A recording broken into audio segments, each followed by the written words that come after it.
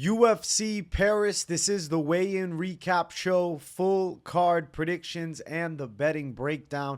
I'm looking forward to talking about each of the matchups on this card after seeing the fighters on the scales.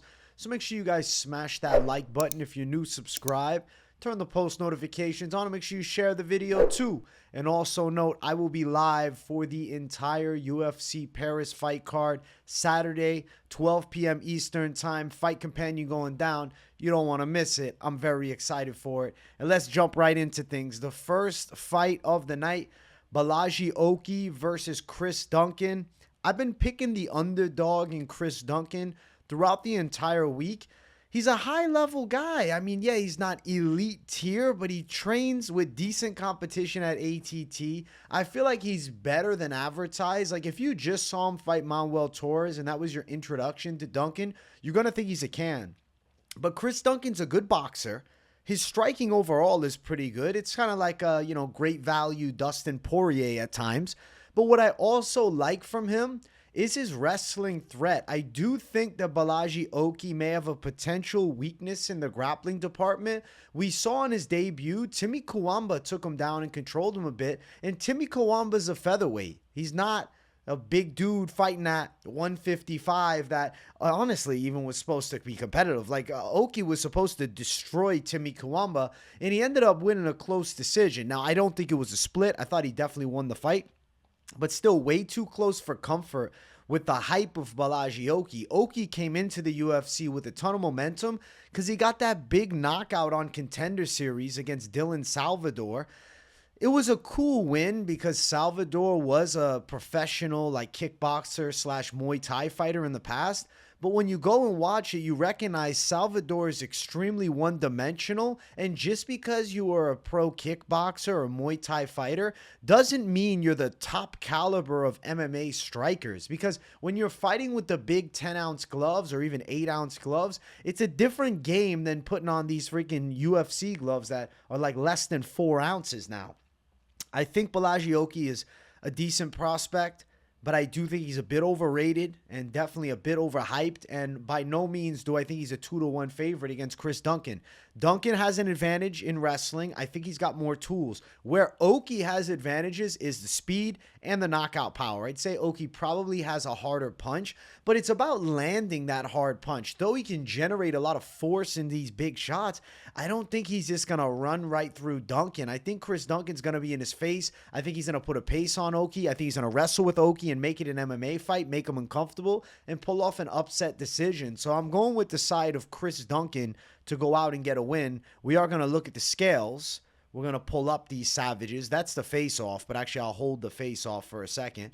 Chris Duncan came in relatively good shape, looking lean and slender. There's no complaints from me on the Chris Duncan physique as he made weight without issue. Now we'll go look at our guy Bolaji who came in also, I think, looking relatively jacked. Honestly, he looks scarier than Chris Duncan. I won't sit here and BS with you. Bolaji looks pretty freaking intense. The dude looks like an absolute savage. He's jacked as hell. He has kind of like that superhero build to him.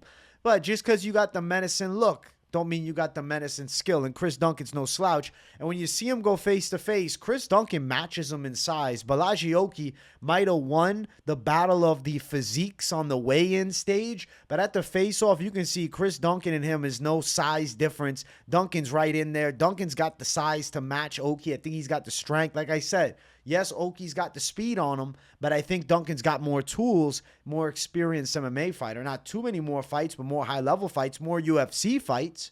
And I think it's easy to overlook Chris Duncan because of Manuel Torres fucking him up last time, but I think he's way better than that. I'm going with Chris Duncan for the upset after an intense face-off. Paul Craig has been successful with that face paint in the past, all right? So don't say it's a curse because Paul Craig does it. Paul Craig's got wins over UFC champs. I think he's going to be good to go. Odds for the fight, Chris Duncan is currently plus 160 as the underdog.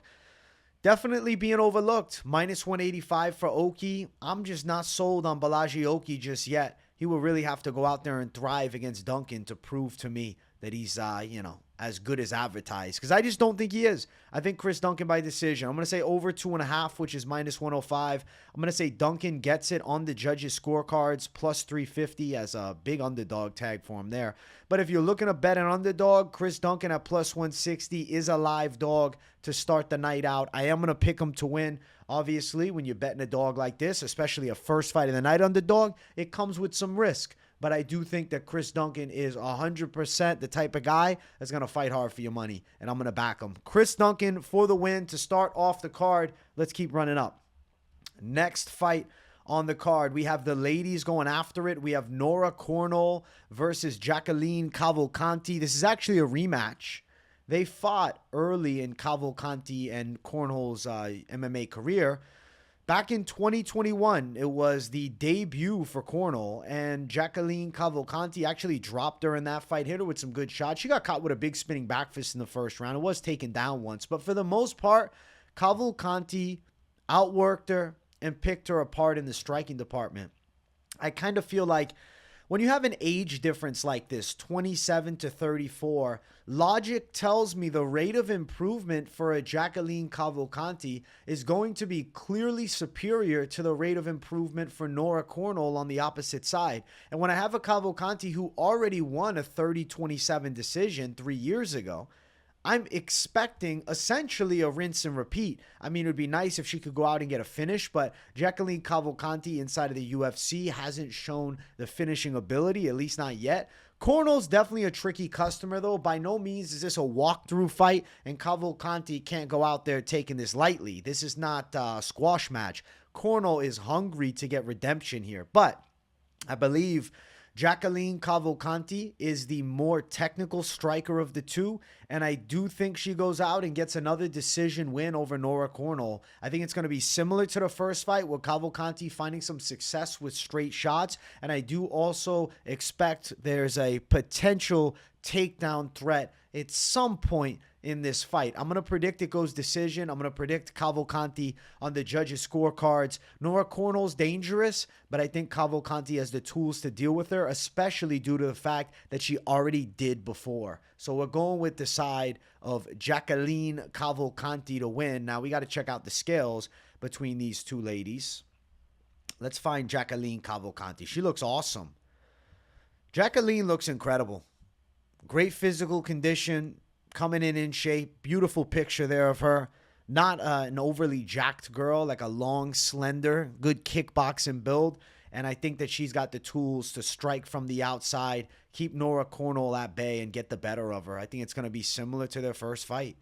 Let's get the picture for Nora Cornolle up. We got to find it now. We're on the hunt for Cornolle because they changed the pictures around for me, man. I had it all written down. There we go. There's Nora. There's Nora Cornolle. Very interesting tattoos here. I thought that was like a menorah, the Hanukkah thing, the Hanukkah, celebration thing. I don't know. If you're Jewish in the chat, let me know what it means exactly. I thought that's what the tattoo was for a moment, but I don't think it is. Cool tattoos. I like the gauges. Cornolle's got a scary look to her. The teeth are terrifying. I'll be honest, just from the teeth, I would have thought she was British, but she's French, dog. She's French. To my British fans, I'm sorry. I'm going with the side of Cavalcanti to win. But, Cornolle's crazy. She's a gamer for sure. I want to look at the face-off between these two. And you'll see Cornolle a little shorter. Size difference. It favors Cavalcanti striking from range. She also looks a lot younger, man. Cornolle looks old here. And, I mean, she's not old, but she's in her mid-30s, whereas Cavalcanti at 27 is absolutely primed AF right now. And how can I not pick the primed Cavalcanti who already has a win over her? So, to me, sensible pick. Cavalcanti, I think she's winning this fight. She's minus 200 as the favorite. Big concern is short notice, but I think she's ready to go. Plus 170 for Cornolle. Also note Cavalcanti trains in Portugal, so it's not like she has a crazy trip to France from some, part of America or anything like that. She's just a few countries over. She's right in Europe. Ladies are highly likely going over 2.5 at -350. And Cavalcanti to win a decision makes a lot of sense to me. That currently sits at -135. My pick in this fight is going to be Jacqueline Cavalcanti. I think she's getting a win, probably by a unanimous decision. And I'm going to honestly back the exact thing I've said all week. Rinse and repeat, similar to the first fight. Cavalcanti, the better woman, getting it done. She's the pick. I'm going with her by decision. Let's keep running up the card. Next fight, we have Daniel Barez versus Victor Altamirano. I want to say Victor Altamirano to make it Italian, but I'm trying to keep it classy on this show and professional for you guys. The pick is Daniel Barez, which is a little worrisome. I think there's always got to be a little worry picking a 35-year-old flyweight who's 0-1 in the UFC. Definitely high risk Daniel Barez pick, and he is the underdog against Altamirano. The reason I'm picking him is because Daniel Barez has some really good striking. He hurt Jafiel Filho bad in their fight multiple occasions, and then obviously he did lose that fight by submission, but Filho is a much better submission fighter than Victor Altamirano, whereas Victor is more so of a wrestling-based style, but he can strike a bit. It just doesn't look good. Altamirano is an awkward southpaw. He's like a little herky-jerky. He's got an odd rhythm to his game. I really think Daniel Barez has a serious advantage in speed, serious advantage in power, and just a serious striking skill set edge. Where we would worry most about Barez is going to be in the grappling entanglements. But what I'll tell you is Barez isn't a bad grappler. He was okay with Carlos Hernandez back on the Contender Series a few years ago. I think that he can do fairly well here with Altamirano. I'm going to pick Daniel Barez to pull off a decision. It's going to be a difficult fight because Altamirano at some point is probably going to get some control. But I think Daniel Barez should be good to go. Barez with his explosive power, Barez with his clean striking, Barez hungry for a UFC win. He's a good fighter. He's got a lot of knockouts too. So like you have to think, maybe a knockout is live, but Altamirano's never been KO'd as a professional fighter, and he's Mexican. So if Barez is to knock him out, he needs to work the body. I think body punches could be a massive key to victory for Daniel Barez in this fight here. Now let's check out the face-offs between these two. Let's get our fighters on stage here. We have Victor Altamirano. Honestly, looks pretty jacked. The dude looks 18, but somehow he's 33. One of the youngest looking fighters in the freaking UFC, man. Reminds me a lot of Nacho Libre's sidekick. I'm sorry, the name is not coming to me right now, but if you know what I'm talking about, you know. He looks a lot like him. Similar smiles, man. Similar smirks. Similar grins, I should say. Yeah, there's Altamirano again. We got to get the picture of our guy, though. The picture of the savage. Daniel Barez. Look at this fucking guy. He's got the slight butt chin. A little Uriah Faber-like. It's more just like a straight hole in his chin. I feel like this dude's got skills, man. These Spanish guys from Spain can box good. And I feel like Daniel Barez has some nice hands. I think he's got some power. You know, he's a late bloomer getting to the UFC, but I don't think he's outgunned here. I really think he can beat Victor Altamirano. I think he's better than him. Now, Altamirano a little taller, a little bigger overall, and definitely going to be looking to grapple. You got to sit and worry about Barez on the ground a tad bit, but I'm more worried not about him getting finished on the ground. What I worry about with Barez is him getting like outworked on the ground and just kind of getting lay and prayed and Altamirano taking a decision over him. But I'm going to pick Barez to pull through. I do think he loses the battle of the face-off, though. But it's Victor Altamirano, man. We know what we get skill-wise. Don't just go off the damn face-off. The tape tells me Barez has a significant advantage in striking skill. And if he can evade a wrestle-heavy attack from Altamirano, he should win the fight. Barez is plus 106 as the underdog, so I am going dog in this one. Altamirano minus 126 is the favorite. I'm going with the Barez side to win. Close money underdog. I do think he's live. You're playing with fire, shooting for an over 2.5, minus 255. Logic tells me yes, but I really hope Barez gets a knockout. The KO would be sick. That's upwards of plus 600.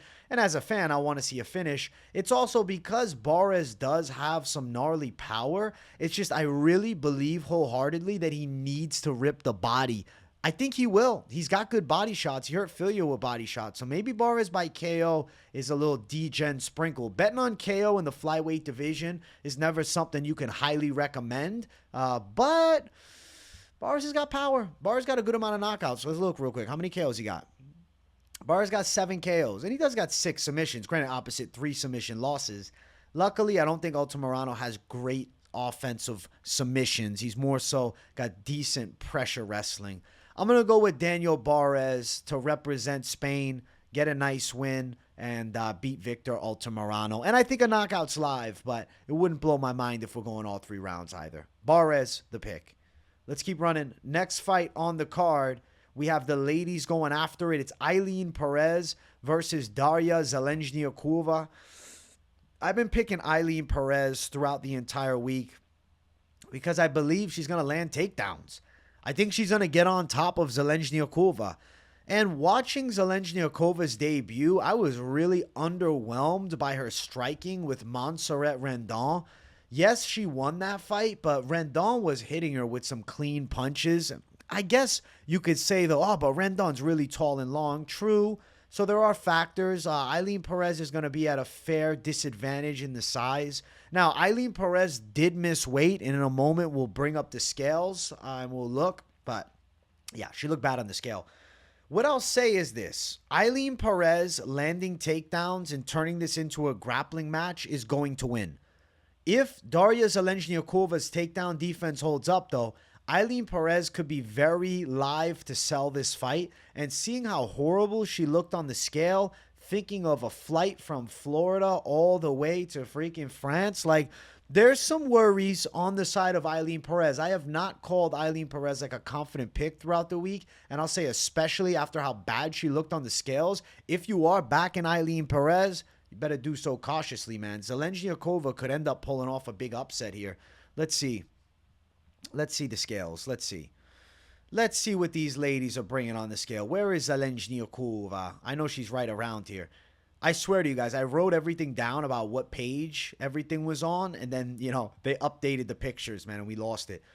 There is Ailín Pérez. There is Fiona. Ailín Pérez crying. Listen, you can't tell from the pictures because honestly, it doesn't look like such a devastating weight cut. She's still, you know, got visible, fat in her face and stuff. And it's not like she's got like absolutely shredded muscles here, but she was literally shaking bad, like a brutal shake, like scary type shake, a shake that you could think the fight could be canceled after weighing in. So really difficult weight cut for her, which does raise the question of how is she going to fare in this fight here, especially if it goes longer. There's Zheleznyakova at the damn ceremonial weigh-ins, but we need to get her on the official scales. Here she is. Zheleznyakova looks fucking jacked, man. Zheleznyakova got that thing. Yo, Zheleznyakova coming to win this fight. There's bad aura around Ailín Pérez. I think it's because of her sexual sins of twerking that ass at every fucking chance the camera's on her. Zheleznyakova is live for an upset in this fight. I've been picking Pérez and the tape is telling me Pérez, but I would not fucking bet Ailín Pérez. If I'm betting this fight, I'm betting the underdog. I don't care about the pick. I'm betting the underdog for the value because Zheleznyakova is a live underdog and there is no fucking way that after as horrible as Ailín Pérez looked on the scale, she should be minus 220. She's actually minus 2.5 now. Ooh. People are betting Zheleznyakova. Zheleznyakova is plus 175. If Zheleznyakova defends takedowns in this fight, she's going to win. This fight's probably going over 2.5. I don't want to pick flip. But I feel like if you are betting this fight on Ailín Pérez, you're being stupid. Like, even if Pérez wins, I would much rather not bet her. Zheleznyakova is a decent bet at plus 175. Dude, she's live to win this fight. I don't know if I'm not going to go as far as to pick flip because when I pick flip, sometimes I feel like it puts bad juju on the fighter I pick flip to. But if Ailín Pérez fails on some takedowns, Zheleznyakova is going to have striking success. And if Ailín Pérez can't wrestle her for 3 rounds, she is not going to win a kickboxing match. Especially as bad as she looked on the scale, she should gas. There's some worries, man. I'm thinking Zheleznyakova is live for this upset. I'm really feeling it right now. I'm actually like almost swaying myself to a pick. Let's see something. Zheleznyakova, how many finishes? 5 KOs with 4 decisions. The Melissa Mullins loss was terrible. And Ailín Pérez, though, when you look at some of her fights, like you guys remember when she fought Lucy Pudilova, she gassed out and looked like ass in round 3. Now, she looked better in round 3 with Jocelyn Edwards, but I'm just using this as a reminder that Ailín Pérez has gassed before while not looking like a dead woman on the scale. So I would say the betting side of Ailín Pérez is a waste. I think there's no value, and I think you're playing with fire. Even though I'm picking her to win, because at the end of the day, it's a prediction show. If you're looking for the betting side in a 50-50, bro, I could flip a coin. I could flip a coin on this one. That's how I'm feeling now.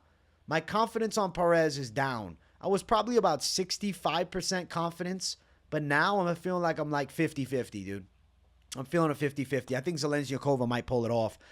I'm very tempted to pick flip, but I find myself angry at myself when I pick flip, especially if it goes against me. So I'd almost rather just sit on the Perez side and take it on the chin if it's meant to be a loss. But if you are considering throwing down heavy cash, you're probably better off chasing value on the Russian underdog, Daria Zheleznyakova, who I'm not overly sold on skill set wise, which is why I'm going to stick with Ailín Pérez as the pick. I'm going to say she ekes out a decision, but there's going to be worrisome moments, and I'm very concerned about her gassing in round number 3. Ailín Pérez, we're not jumping off ship, but betting-wise, I would not touch it. Perez for the W. Next fight on the card, we have Taylor Lapilus versus Vince Morales. I've been picking Taylor Lapilus throughout the week, and I feel like he's a pretty golden pick, to be honest with you. He's a very skilled striker with quality grappling defense and grappling too. Not a high-caliber wrestler, but is defensively proficient in the wrestling department. I feel like he's got pretty clean leg kicks. I feel like he's got good teeps. I feel like he's got a smooth striking style. Vince Morales is a pressure fighter, but I don't think he's got the goods to body a Taylor Lapilus in this fight. Now, respect to Morales. The dude has literally racked off 5 straight wins and fought his ass off to get this short notice opportunity back in the UFC. But Taylor Lapilus is just too clean for him. I think his footwork is too on point. Takedown defense is too good. Kicks are too good. Even his boxing, too smooth. His overall striking arsenal is substantially better than Morales's. And even though Morales brings a submission threat into the fight, he's not a high-tier wrestler. I would say Morales has a potential chance to find an upset here by a submission if Lapilus does get greedy and overzealous in looking to engage in a grappling fight. Let's say Lapilus has a bad moment striking. He shoots a lazy takedown. Yes, he is at risk of getting caught, because Morales is good at strangling necks, man. He's good at the front headlock position. He's good with the Darce chokes. He's got the Peruvian neckties. You have to watch for Vince Morales in those front headlock positions. And if Lapilus is careless, he could get caught in something stupid. But assuming Lapilus is not careless, I think he's en route to a 30-27 unanimous decision win against a tough and gritty underdog, but not the guy that's going to beat him. I don't think so, at least. Let's check out the scales here. Let's check out the scales between these two, Taylor Lapilus and Vince Morales. Let's see what we're looking at with these two savages here. Where's our boy Taylor Lapilus? There he is. We'll get a more full body shot of Taylor Lapilus. Taylor Lapilus looks in great shape, absolutely jacked and shredded. He's got the widow's peak of all widow's peaks, but it's a birthmark, man. But that's good, though, because his hairline's actually kind of far back, but you don't think of it because he has the widow's peak from next week. Holy shit. And then we got Vince Morales. He's going bling, bling, blonde on us. Why you doing this, Vince? I don't want it. Nah. If you're going to go blonde, you either go all the way blonde. This half-highlighted blonde shit is not a good look, dog. It's like 2005 emo shit. Vince Morales, you're better than this. You should have went full blonde, or for fuck's sake, you should have just dyed the damn goatee blonde. I would have thought that looks cooler. But the little patch, I don't know, man. It's sus. It's sus, Vince. What are we doing, brother? What have you been up to with this UFC layoff, Vince? Come on, my bro. I don't like the haircut. He loses at least 20 points of aura because of that blonde patch. Not the look, man. Not the fucking look at all. Let's pull up the face-off between these two. There it is. Bada bang, bada boom. Size difference, nothing really. Both guys are equal size. Morales is looking to engage in wrestling. I'd bet my money on it. He shoots at least 3 takedowns in this fight. And I think he's probably going to fail on at least 2 out of the 3. And if Lapilus goes down, I'm sure he gets back up to his feet relatively quick. Taylor Lapilus is pretty well-versed, man. He's very knowledgeable in grappling positions, and I feel like he has good defensive work against the cage, too, where Morales is probably going to want to put him. So give me the side of Taylor Lapilus to fend off some takedowns, to strike well from distance, and take home a big win. I think he can find some key shots, and I don't think he's losing a blondie. Odds for the fight, Lapilus is a big favorite at -365 with Morales as a +290 underdog. Lapilus is a confident pick. I understand it's a chalky line, and you're tempted, I want to go Morales as a dog, but forget about the odds for a second. Look at Lapilus and Morales just to fight. Cover the odds, please. Cover your hand, cover the odds, and think about the fight. Do you really think Vince Morales is going to win, or are you just chasing an underdog? You're probably just chasing a dog. I don't think it's the dog for me. Definitely not. I think Lapilus is a good money pick. Even though he's a wide line, he becomes a parlay piece. And I do think he's going to hit as a parlay piece. Lapilus for the W. Over 2.5 -300 is relatively high likelihood. I do think Lapilus is fairly conservative with his output and probably takes a decision. -165 for that Lapilus decision is my official pick. I like that line. I like the likelihood of success on it. And I'm going with Lapilus to win. Yes, the decision prop is not a great bet because it's -165. But I do have a high feeling, I guess a high likelihood, a strong feeling that it's going to hit. We're going with Taylor Lapilus by a decision, official pick, and a confident pick here. We're going with the Frenchman. I'm going with France, bro. Oui, parlez-vous français? Shout out Taylor Lapilus for the W. And someone in chat from France was telling me that he's doing commentary after his fight. So pretty badass. Lapilus for the W. Let's keep running up. Our next fight on the card, we have Ľudovít Klein versus Roosevelt Roberts in what I would consider one of the bigger mismatches of maybe ever. I don't know. This fight's weird to me. Why are these two fighting? Not to be a dick, but like Roosevelt Roberts, I know he took it on short notice. I understand that. For somebody in the comments type, well, he took it on short notice. I know that, okay? I know. But it makes no sense. First thing, it made no freaking sense that Ľudovít Klein was scheduled to fight against Nicholas Mota either. Why is Ľudovít Klein, who's riding a fucking 3-fight win streak, beating Ignacio Bahamondes is one of the names, and Thiago Moises, fighting even a damn Nicholas Mota. And now he's taking on Roberts, who's coming in on short notice. Ľudovít Klein should absolutely destroy him. Ľudovít Klein, in my humble opinion, is a future top 15 talent. The dude is 29. He is getting significantly better in every fight. He has knockout power and he has grappling skill. I don't think Roosevelt Roberts has a chance. Roberts is a simplistic striker who likes to work straights from the outside and some body kicks. Okay grappling, but not very powerful, not very physically strong. I think Ľudovít Klein has an advantage massively in the striking department with a big knockout threat in the fight. Excuse me. And on top of that, I think Ľudovít Klein also will have an advantage in the grappling positions. I believe that he could absolutely body Roosevelt Roberts if he ties up with him. I think he can throw him around with ease. I think Ľudovít Klein is going to beat the shit out of Roosevelt Roberts. And I like Roosevelt. He's just got some bad luck in the UFC, man. He took Rembeshki last time, Klein this time. They're really trying to kill him. How does he get it done? My initial lean was knockout, but it's not out of this world to consider a submission here. He does have 8 wins by submission, though most of them are at a much lower level of MMA. Ľudovít Klein does have the submission knowledge. It's just we think of him as a powerhouse striker with some serious explosiveness and one of the most menacing physiques right now in the lightweight division. We're going to check out these savages on the scales. We'll give it a look, and we'll see... we'll see what we're working with here. We'll get Ľudovít Klein up first. Let's find our guy, Ľudovít Klein. There he is. Ľudovít Klein coming in good shape. Looking shredded and jacked per usual, man.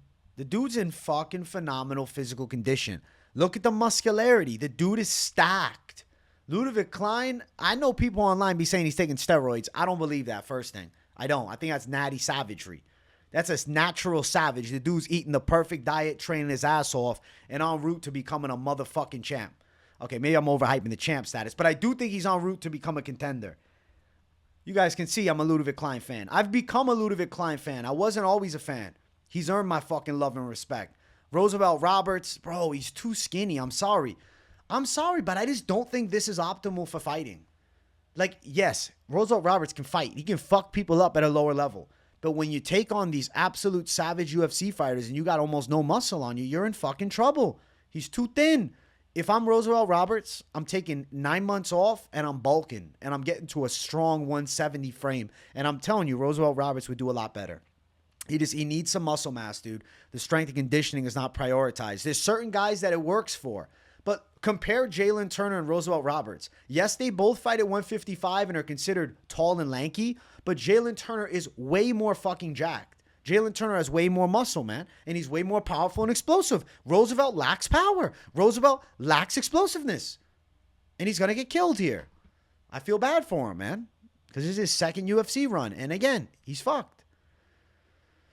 There's the face-off. Nose to nose. The height difference don't even seem like a factor, man. Look at Ľudovít Klein's fucking build versus Roosevelt. He looks like two Roosevelt Roberts stacked on each other. He ain't going to win the fight against Ľudovít Klein. Nope. Ľudovít Klein, destructive win, en route for a finish. Yes, he's a confident pick. Yes, he's minus 950 as the favorite. Plus 650 for Roberts as the underdog. But I don't care.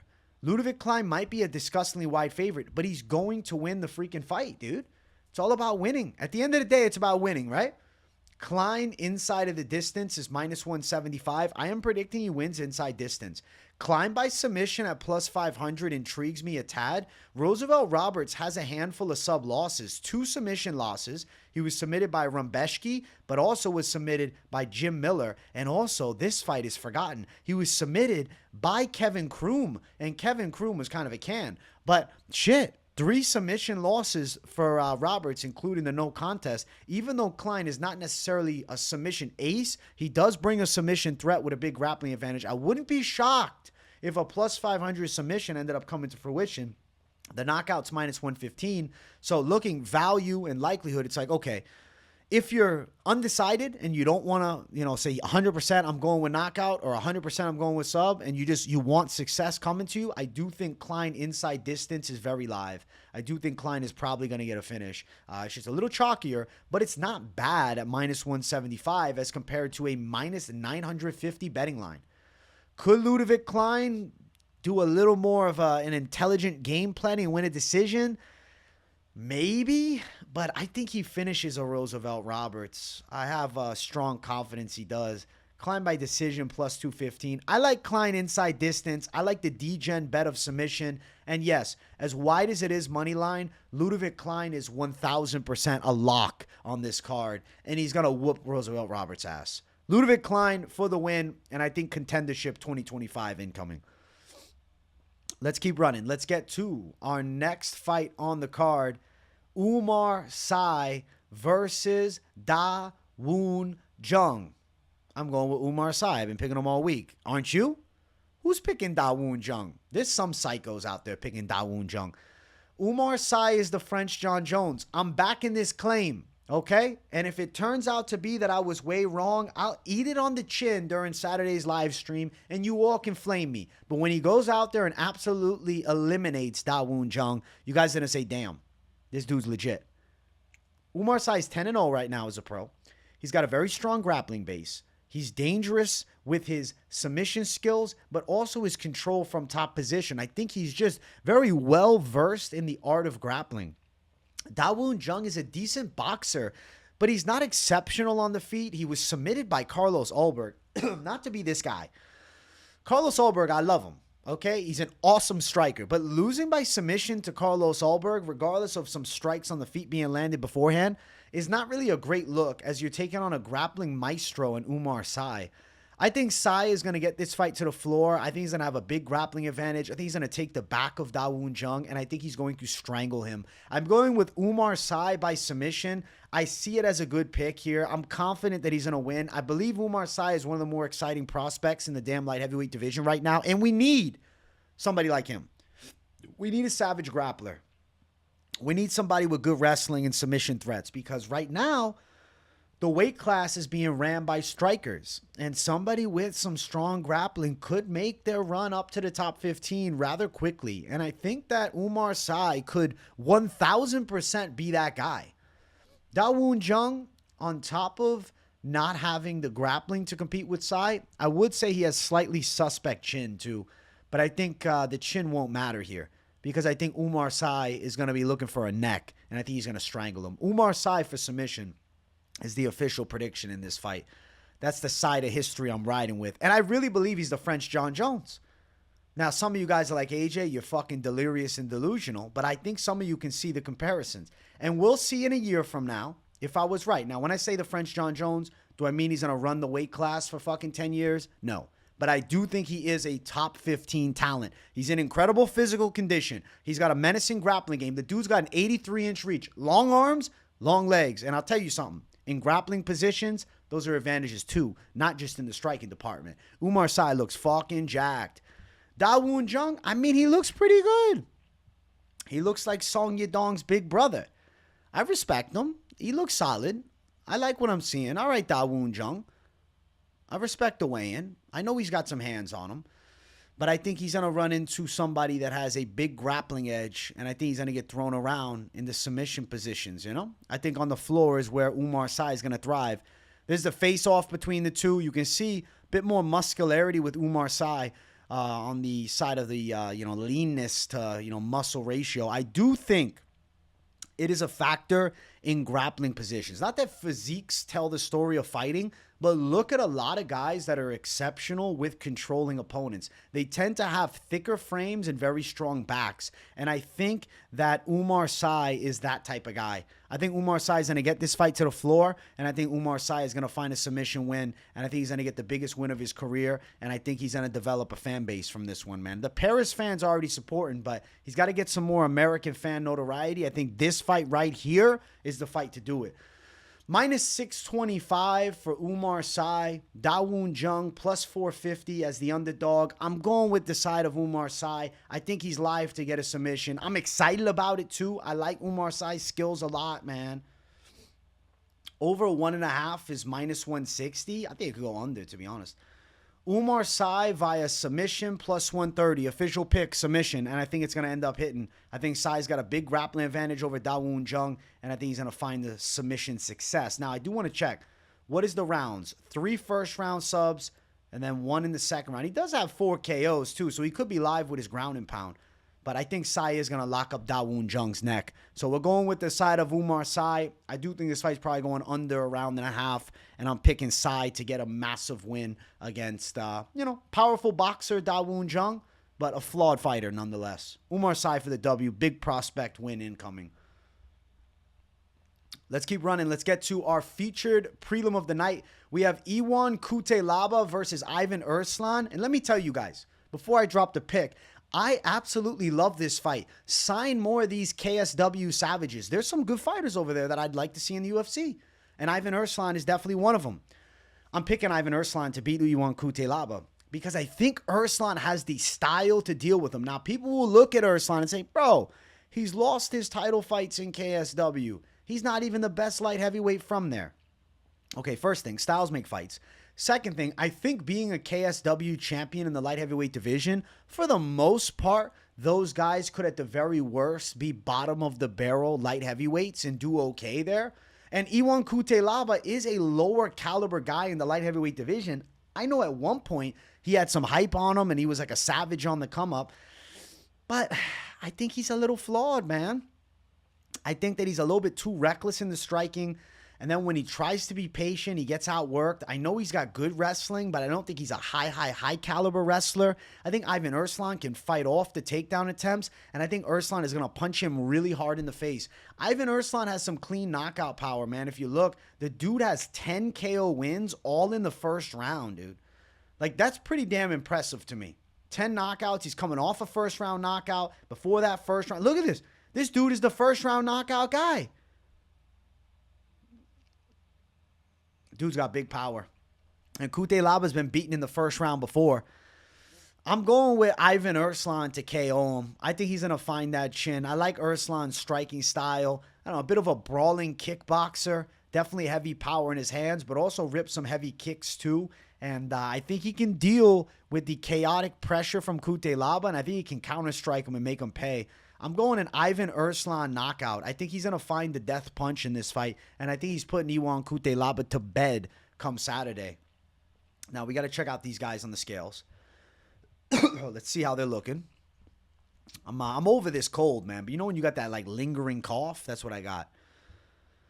There is Iwan Cutelaba. Dude looks pretty fucking jacked, man. Freaky-ass biceps. I got to tell you, Cutelaba is in incredible physical condition here.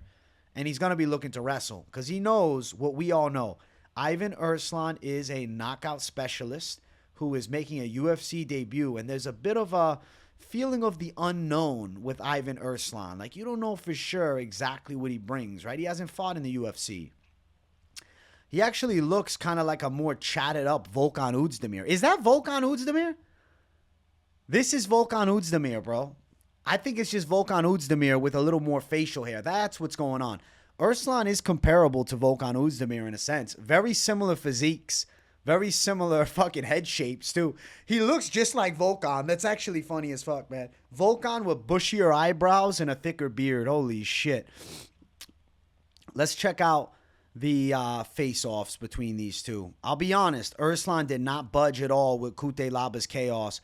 Erslan stared right into his soul. This fight is going to hit, man. I think this fight is going to end quick. I think it's going to be a banger.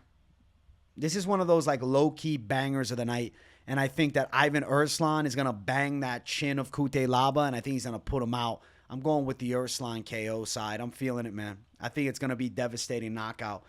Looking at the odds, Ivan Erslan is a slight favorite around -119 with Iwan Cutelaba as a -101 underdog. So slight underdog for Cutelaba. I think Erslan's going to put on a showcase, man. Under 1.5 is -160 probably. I mean, definitely under 2.5 and -425. The under 2.5, like if you're looking for like a little extra parlay piece, I know it's very chalky, but it is going to hit. Erslan by KO is my official prediction. Is +140. And if you like Erslan by first round knockout, you can get it at +375. But obviously, more risk on trying to bet the rounds. But I do think Erslan is going to find that chin of Iwan Cutelaba. I think he's putting him to sleep. I think he's getting a highlight reel knockout. And I think people are going to be talking about Erslan after this one. He's got a fun style. You're going to be thoroughly entertained as a fan with Ivan Erslan. And I think he's going to make a lot of people say, wow, okay, these KSW guys are pretty legit. And I think Ivan Erslan's chinning Iwan Cutelaba to close out the prelims. Good prelims, man. Very good prelims. Let's jump to our main card opener. If you guys haven't yet, make sure you all smash that like button. And if you're new to the channel, make sure you subscribe it up. We got Ziam versus Matt Frevola to kick off this main card. I'm going with the steamroller. I think he's being overlooked. I was surprised that he was the underdog here against Faraz. I know Ziam's got good kickboxing from the outside. He's a good point kickboxer. Frevola's got a clear-cut wrestling advantage, and I also think Matt Frevola has a knockout advantage too. Like, if he's to hit him hard, he could definitely hurt Faraz Ziam as well. Now, Frevola, he's definitely kind of a wild brawler at times in the striking, but he does have a knockout of Drew Dober, and that is, I think, aged pretty damn well. Sometimes Frevola looks real clunky out there, but he finds a way to make it work for the most part. He took Benoit Saint-Denis down twice. I think that demands some respect. Faraz Ziam's going to be a big disadvantage in the wrestling, and I think Frevola's got a real chance to take him down and potentially submit him, and if not submit him, I think Frevola could work towards a dominant wrestle-heavy decision in this fight. So I'm going with the side of Matt Frevola to pull through. I've been picking him all week. I like his chances here. Faraz Ziam coming off that split decision against Claudio Puelles, I mean, there's good things to take away from it. Like, okay, Faraz Ziam was able to survive on the ground with a good jiu-jitsu fighter, but let me tell you something that's different here. Frevola's a better wrestler than Puelles, and Puelles breaks, man. He falls to his back. He pulls guard. That is not Frevola. Frevola's a dog that's in your face the whole damn time. Frevola is an underdog, too, that's going to absolutely fight for your money, and that's why I'm a very, excited Frevola backer, man. I'm riding with Matt Frevola to pull out the win. I think he's getting a big W, and I think he's live for a submission finish, but the method of victory don't really matter because you got plus money on the money line. There is Faraz Ziam, who's put on a bit of muscle. Faraz Ziam looks in nice shape. I give respect where it's due. and I give him credit. Faraz Ziam is coming in shredded. Does have kind of like a, son of Borat thing going for him. He looks a bit like, a chatted up Borat son, but that's all good. Dude can fight for sure. Now we got to pull up the side of the steamroller, Matt Frevola. Where's our guy at? I know he's right around the corner. I know he's right here. There he is. Matt Frevola, he's got the signature braids. He's looking pretty jacked. He's the absolute alpha ginger, bro. Listen, he's the king of the gingers. And I think he's going to pull through a massive win for the ginger community and the underdog bettors alike. Now, as far as the face-off, let's bring it up and let's see what we're looking at. You can see Ziam's a bit taller, Frevola a bit more stacked with the mass, and he has a much cooler haircut. There were some words being exchanged. I don't know what was being said, but it doesn't really matter. I think Matt Frevola is going to showcase some of the wrestling advantages in the fight. I think Ziam could be dangerous from the outside, but shit, as long as Frevola doesn't sprint away in the opposite direction like he did in BSD, I don't think he's getting high kick KO'd or anything in this fight. I'm going with the steamroller to find a way to win. I think Matt Frevola is going to pull through. I think a big W incoming for him. I expect him to probably land some key takedowns and some big shots. And I think he is live to find the back of Faraz Ziam too. So I'm riding with the side of Matt Frevola to pull through as an underdog pick. He's plus 115. It's interesting. He opened as a minus 140 favorite. So I guess there's been some betting love on Ziam. I don't agree with that. I think Frevola is the guy to back here. Ziam is minus 135 as the favorite. I just don't think he's ready for Frevola's pressure. I do predict we're going distance more than likely, but I would rather go over 1.5 at minus 275 as opposed to the over 2.5. And then looking towards the side of Frevola to win by submission, you get that all the way at plus 750 if you're looking for a D-Gen sprinkle. Decision is also a live method of victory, plus 250. But the money line is the A side because you're literally getting plus money. Plus 115, give me Matt Frevola as the underdog. I like his chances of winning this fight. I think he's going to go out and beat a Faraz Ziam, and I think he's live to submit him too. We're riding with the steamroller. We're riding with Team USA. He's taking out the French kickboxer, and he's still got a couple good fights left in him at 34. Matt Frevola for the underdog win to open up the main card. Let's keep running. Next fight on the main card, we have Morgan Charriere versus Gabriel Miranda. I have been picking the side of Morgan Charriere throughout the entire week because I think he can deal with a chaotic first round from Miranda. Miranda's style is round one, come out crazy and threaten you with his submission game. But I think he falls apart after 4 minutes. And I think Morgan Charriere can definitely deal with like a chaotic onslaught from Miranda early, and I think that Charriere is going to start to find some clean strikes on the feet. Morgan Charriere is a relatively good striker.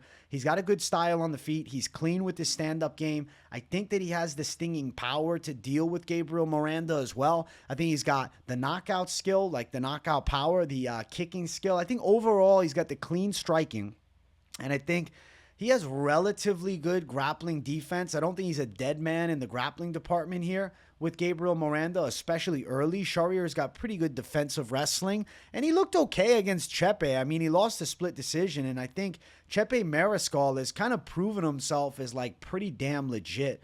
I think Morgan Charriere is going to break Miranda in the second round and knock him out. So I'm going with a Charriere KO. I think he's going to find the knockout. He won his debut against a guy who was completely outclassed in Zacchini, but he works some body kicks. Split decision with Chepe. Miranda, I mean, hellish debut taking on Benoit Saint-Denis, and then a quick submission over Shane Young. But I don't think he's going to have that type of success with Morgan Charriere. Charriere's got relatively good submission skills too, and having a clear-cut explosiveness and striking edge, I think he's on his way to beating this 1800s brawler here. All right, let's pull up the scales between these two savages. We got Morgan Charriere first and foremost. We're going to bring him up. Charriere's looking jacked. Charriere's in great shape. Charriere's got the haircut. I mean, looks very XXX Tenacion-like.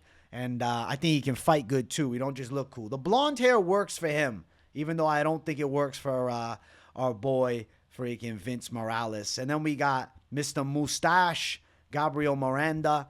Miranda looks more French than Charriere does, to be fair. And I think that the mustache is going down. I'm telling you, man. John L. Sullivan, the Abington fucking heavyweight boxing champion, was rocking that mustache a couple 100 years ago. And I think it went out of style around that time. So Miranda trying to bring it back. Personally, I think, little goatee would go good for him. You know what I'm saying? I don't think he needs that fucking mustache, bro. Dude looks, but he does look more French than Charriere, which is funny as hell. All right, let's pull up the face-off between these two. You see that mustache? Holy shit. He's got the twirly stash. He's got gel in it for sure. Intense face-off. Miranda comes out crazy in round 1, and then Charriere absolutely destroys him in round 2. Give me a Morgan Charriere knockout. I think he's en route to getting a nice showcase win. I think he's going to put everybody on notice and earn some respect back. I mean, shit, I didn't lose respect for him for losing to fucking Chepe. I think Charriere is still pretty good. And Miranda, I don't think is at that type of level. He can't outdog a Charriere, and I think he's going to be forced to, and I think he gets finished. As far as the odds, Charriere is minus 700 as the favorite, with Miranda as a plus 500 underdog. I think Charriere wins the fight. I don't think Miranda's the guy to go strangle him. Looking at it, Charriere to win by KO is my official prediction, minus 175. Second round for Charriere is plus 300. I do think he's live in round number 2. And then looking at this fight with Miranda by submission, what is that? Miranda submission plus 1,100. I know some of you guys are going to be attacking that because you're absolute degens, but I think Charriere's got this submission defense, man. Like, it's not like Charriere's a can with grappling. Look, been submitted one time as a fucking professional, man, and it's been a long time. He has not been submitted since. When was it? Holy shit, it's a while back. He has not been submitted since what year? I don't even know if we can find it. It must have been one of these early fights. Like, bro, Charriere's been at this for years and years and years. And yes, he's known for his dangerous striking game. But I'm telling you, on the ground, Gabriel Miranda is not bodying him. Gabriel Miranda is not bullying him. Morgan Charriere is en route to getting the biggest win of his life against, a gritty Gabriel Miranda, but a flawed Gabriel Miranda and a breakable Brazilian. So Morgan Charriere to represent the French people and get a win. We're going with the last pirate. Let's keep running up. Next fight on the card, we have Kevin Jousset versus Bryan Battle. This is actually a really dope fight. I've been picking the side of Bryan Battle to get the win over Kevin Jousset. And I even called him the lock this week because I wanted something that wasn't too chalky. I didn't want to lock a minus fucking 350. So we went for a close money lock. Bryan Battle, who has completely transformed his body, man. We're going to pull up the scales in a second. Bryan Battle is jacked. But the reason I like Battle is his relentless pressure style and the fact that I think he is going to have a clear-cut wrestling and grappling advantage over Kevin Jousset. Now, Kevin Jousset's a decent striker. He trains at City Kickboxing. I'd say he's relatively well-rounded, but I do think he's going to struggle a lot with Bryan Battle's pressure, and I think he's going to struggle in the grappling department. I think he's going to be on his back. I think he gets controlled a bit. I also feel like it's not like Bryan Battle's a dead man in striking either. Bryan Battle is relatively quick in the stand-up game. Even though Kevin Jousset has that slickster City Kickboxing style, he's not the quickest guy. He's got decent kickboxing, decent leg kicks, decent left hook, decent little check left hook, honestly. He can counter nicely with it, but I don't think Bryan Battle walks into anything stupid. Battle's going to be the more athletic guy and the more well-rounded guy. And I think with the speed advantage and the wrestling threat, he's good to win here. I'm really going to predict Bryan Battle bullies Kevin Jousset on the ground. Now, is it a submission or is it ground and pound? I think both are live methods of victory. Let's look at the scales, okay? Let's check these savages out. Let's see. Let's see what we're looking at. Let's find Bryan Battle first thing. Where's our guy? Bryan Battle. Dude is absolutely shredded. The joke is that he's the new look Charles Oliveira. Listen, we needed a second coming of Charlie O, and I think we got it with Bryan Battle coming in fantastic shape with the blonde hair. I like what I'm seeing from him, man. I do. I like what I'm seeing a lot. Let's find Kevin Jousset. Where is he? Kevin Jousset. Where are you, Kevin Jousset? There he is. There's the Frenchman. Jousset looks okay. I mean, he's in great shape, too. I'm kind of being a dick by saying he just looks okay. It's just, I'm very biased towards Bryan Battle. I'm a consistent Bryan Battle backer, and I just don't think Kevin Jousset's going to be the guy that ends the win streak for him. There's the face-off between the two. Jousset got that long neck, man. But in all actuality, look at the shoulder heights. These guys are the same height. Kevin Jousset just has like an extra 30% long giraffe neck. I think that giraffe neck puts him more at risk of getting rear naked choked. Fuck it. I'm going submission win, Bryan Battle. I think he finds the rear naked. I think Battle submits him. I think Battle has a big grappling edge over Jousset. I think he takes out the giraffe. Look at the length, bro. That neck's 30% longer than normal. And I'm telling you, that makes that submission 30% easier to lock up. Rear naked choke, Bryan Battle for the submission. I'm picking him here. Battle is minus 160 as the favorite with Kevin Jousset as a plus 140 underdog. I like the chances for Bryan Battle to go out and showcase it in this one, man. I feel good about a Bryan Battle victory. Now, looking at the Bryan Battle side, Bryan Battle to win via what method? Submission, I said. Yes, plus 450, very live. Now, inside distance is plus 250. You're getting plus money for that. I think Battle is going to put some relentless pressure on Kevin Jousset and find a dominant position where he's worn Jousset down, and I do think he's going to pull off the submission. I'm going to go as far as to say that he breaks Kevin Jousset, and I'm going with Bryan the Butcher Battle to take home a massive W. That'll be, undefeated in his last 4. He was on his way to beating Angelusa, but the accidental eye poke, and then Angelusa said, I'm good. It's wraps for me. I think he's en route to taking out Kevin Jousset in France. So I'm going with Bryan Battle to represent the USA over in Paris and get a massive W. Battle for the win. I'm calling submission too. Let's go. Next fight on the card, we have our featured bout of the night. It's William Gomis versus Joanderson Brito. I've been picking Joanderson Brito throughout the week because I really believe that he has a clear-cut advantage if they tie up and go to the ground. He's definitely superior in the grappling department, but also he's got the power punching threat. Gomis is more of a guy who's going to look to pick you apart from the outside and use a lot of movement, right? He'll even run away from you in a sense. Brito is the style that he's going to look to walk you down and throw bombs. Brito definitely has the power edge, but it is going to be hard to find William Gomis on the feet because he is pretty efficient at staying away. So I expect Brito to look to clinch up with him. I'll expect Joanderson Brito at some point to get this fight against the cage where he's most comfortable. I think Joanderson Brito is going to work pressure from there, and I think he's going to work takedowns from there. And I think Joanderson Brito's live to win this fight using his grappling. And I also believe Brito is live to win this fight by submission. Now, to say things lightly, I think Joanderson Brito was a bit of a douchebag at the weigh-ins, all right? We'll look at the scales first, and then we'll bring up the face-off. Let's find our guy. Where is Joanderson Brito? He might be on the next page. We got Gomis here. William Gomis looks in great shape. I give credit. The dude looks shredded. The dude looks jacked. He's been doing well in the UFC. He's bringing it all together. Not a great finisher, though, but does have decent sting. Does strike well from the outside. Now, he lost, or rather, he won a split decision, nearly lost to Francis Marshall, who has that pressure style. Then there's Brito, who's rocking the gold, rocking the shades. Brito's a fucking wild man. And I think Brito's going to represent Brazil nicely. It's hard to pick against Joanderson Brito against any unranked guy in the featherweight division because at the very least he's extremely close to being top 15. Now, at the weigh-ins, it was kind of awkward, right? Like they went to handshake and then Brito like pulled Gomis's hand. I don't know. I thought that was kind of a douche move. And then they went back to face off again. And like Brito grabbed Gomis's arm. I don't know. He wouldn't just face off with him. He kept trying to, get too physical. And obviously that had to be broken apart. Mick Maynard was not standing for it. Good. You don't want to get these guys throwing fists before the fight.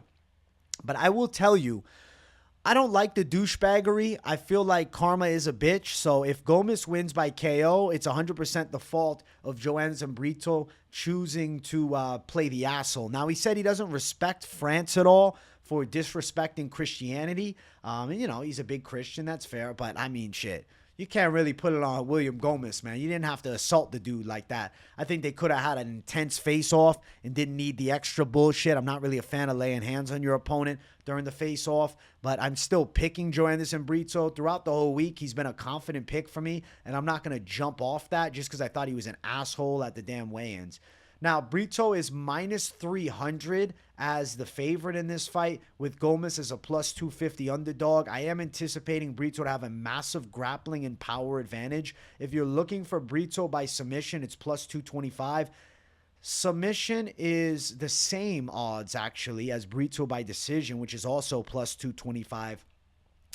I expect Joanderson Brito to mix in some grappling in this fight. I think he'll get some control moments. It's can he find the submission of Gomis? I feel like he can. Gomis was nearly submitted by Francis Marshall with that rear naked strangle. That was, what, a few fights ago? This was, what, second UFC fight? Francis Marshall, tricky style, pressure guy. A worse version of what you get with Joanderson Brito. Now, Gomis does have a submission loss, but it was very early in his career. Charriere actually caught him with the damn heel hook.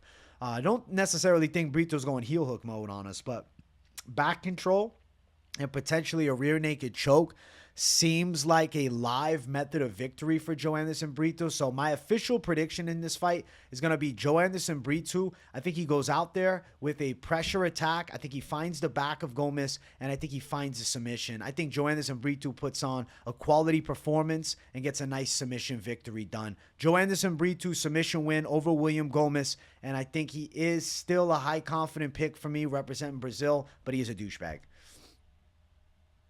Let's jump to the co-main event of the evening.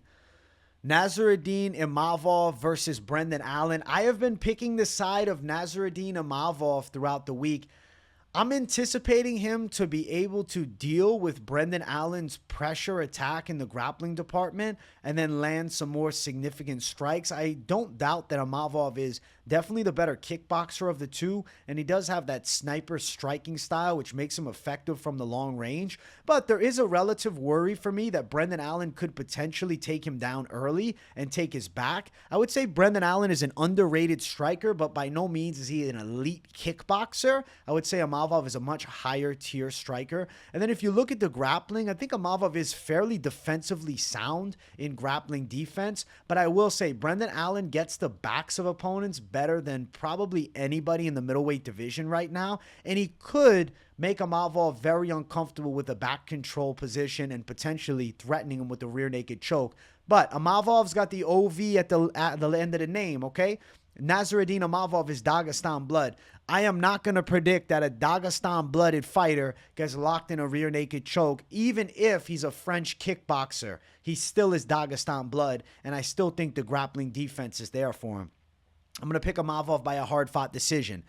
I have complained all week. Why is this fight 3 rounds?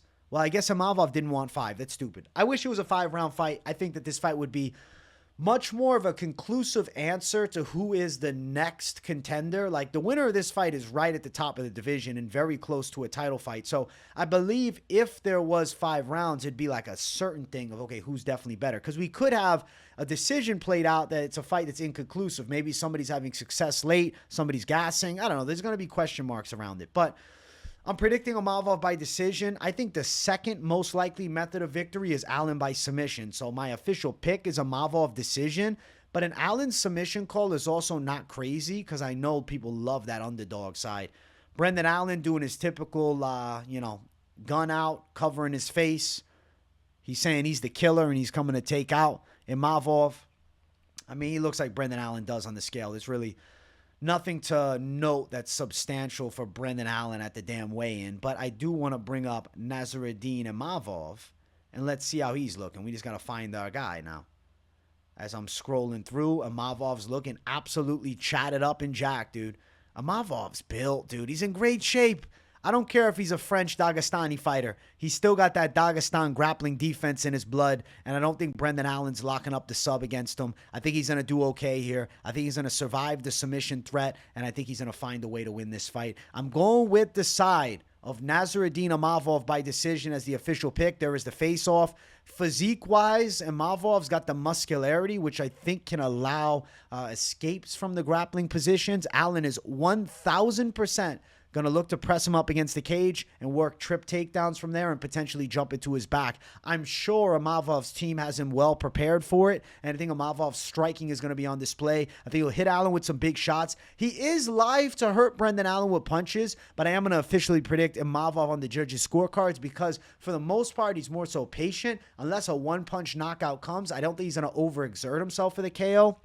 And let's be honest, even though he's got a KO over Jared Cannonier, it was definitely an early stoppage. But Imavov is the prediction to pull through in this fight. I think he's taken out Brendan Allen. He's coming off the biggest win of his life over Cannonier. Allen coming off of a real competitive split decision with Chris Curtis. Granted, in the first 3 rounds, there was moments where he had Chris Curtis's back, and this being a 3-round fight does change things, right? If Imavov is fighting Cannonier in a 3-round fight, maybe he loses the decision. Minus 210, Imavov, plus 180 for Allen. The odds are a little wide in this fight. I think that the fight is much more competitive than that. I would like odds more around minus 140 for Imavov. Even at open, it was minus 175. I personally believe this fight is more close than the odds entail, with Allen being the plus 180 underdog. Now, looking towards the side of Imavov decision, that's plus 195. Allen's submission upwards of plus 600. I mean, it's not a bad idea if you have Imavov in parlays or anything like that to hedge yourself with this Allen sub. Because Allen 1000% is live for a submission. Now, either way, my official method of victory prediction is going to be Nasruddin Imavov wins this decision, fending off some takedown attempts. There will be moments of worry for him, but he'll be able to pull it out. Probably 29-28, maybe 30-27. He lands some big shots on Allen at some point in the fight. Allen becomes a bit more hesitant as he's hit with big strikes and then unable to wrestle with Imavov. I will also say this. I think as the fight goes on, Imavov's grappling defense gets better. So the most dangerous round, I feel, is Allen in round 1 potentially getting a dry Imavov's back and locking up a rear naked strangle. But I'm not going to predict that happens. I'm picking Nasruddin Imavov to pull off the win in this fight. Let's keep running. Let's jump to our main event of the evening. If you guys haven't yet, make sure you smash that like button. If you're new to the channel, make sure you subscribe it up. We got Renato Money Moicano versus Benoit Saint-Denis. And I've been picking the side of Renato Moicano. I seem to be in a strong minority of picking Money Moicano for the victory. But I believe he can weather the Benoit Saint-Denis berserker storm. Though Benoit Saint-Denis is a pretty highly touted contender right now, and the lone loss in the lightweight division for him is against Dustin Poirier, and I know people look at that fight and took a lot of positives away from it because the way he bullied Poirier early. This is a totally different matchup. Renato Moicano may not be an elite-level Muay Thai striker, but I'd say he's relatively decent in the stand-up. He's not a complete bum there. And it's not like Benoit Saint-Denis is some incredibly precise boxer. Benoit Saint-Denis' striking style is based on this berserker, over-aggressive pressure where he makes opponents very uncomfortable and he breaks them. Renato Moicano is not the type of fighter that breaks. Renato Moicano has very high-level jiu-jitsu. If they are on the mat, I think Moicano is okay. Early in the fight, I can see Benoit Saint-Denis fresh, giving Moicano trouble in the grappling positions. But Money Moicano has very good resilience, and he also is an extremely durable guy. I believe he's going to be very hard to overwhelm and finish. He could be overwhelmed and be losing the fight early on, but I think the experience and composure from Money Moicano helps him, especially later in this fight, especially as we get towards round number 3. Benoit Saint-Denis has been an early killer. The dude comes out like a bat out of hell, and he beats the shit out of most people. But the bully, when he deals with some resistance, tends to fall apart. And I think that's what Benoit Saint-Denis is. I have a question for you guys, and let me know in the comments.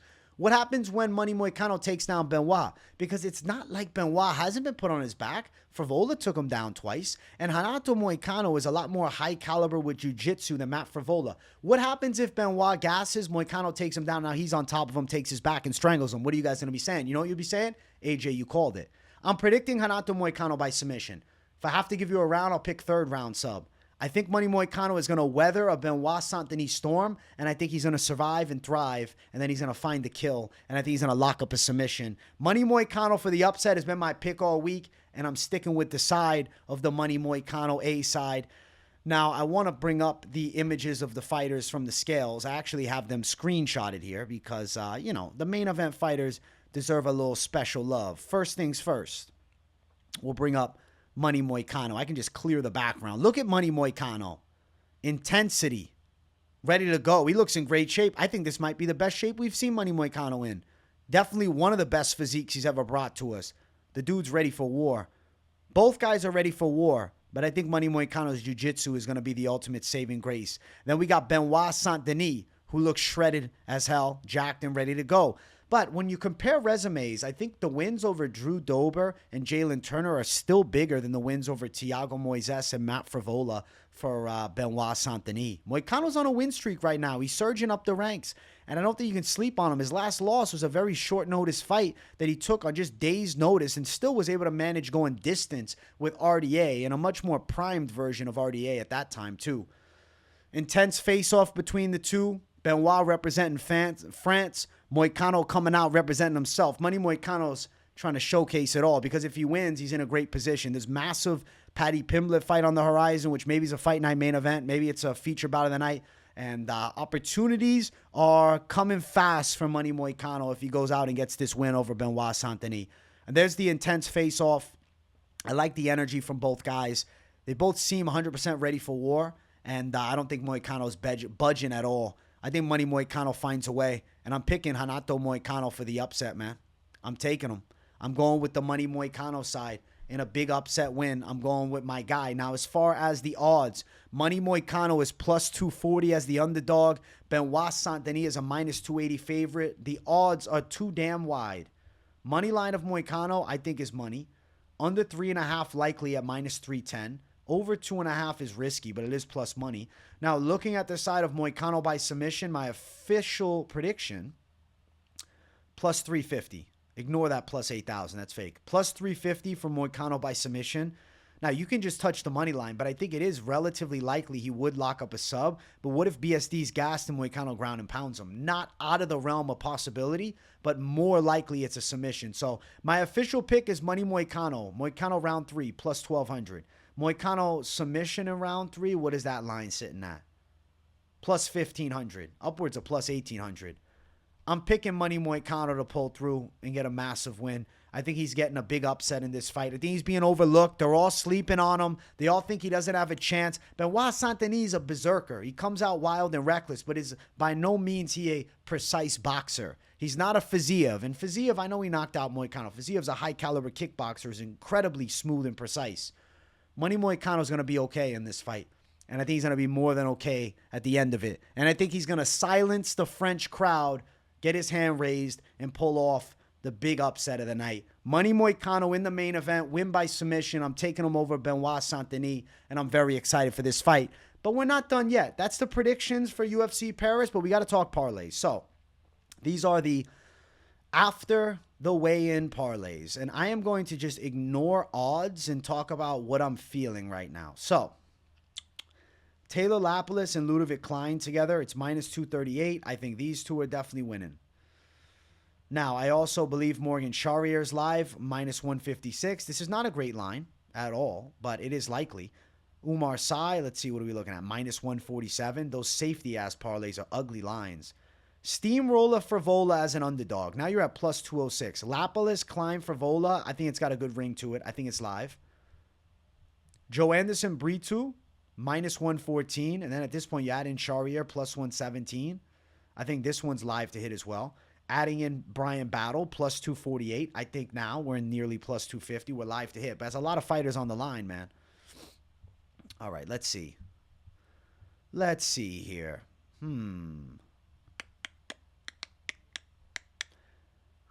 Do we risk it on Cavalcanti? Probably a bad idea. If we went Frevola, Battle, plus 245, Brito, plus 357, Money Moicano, plus 1453.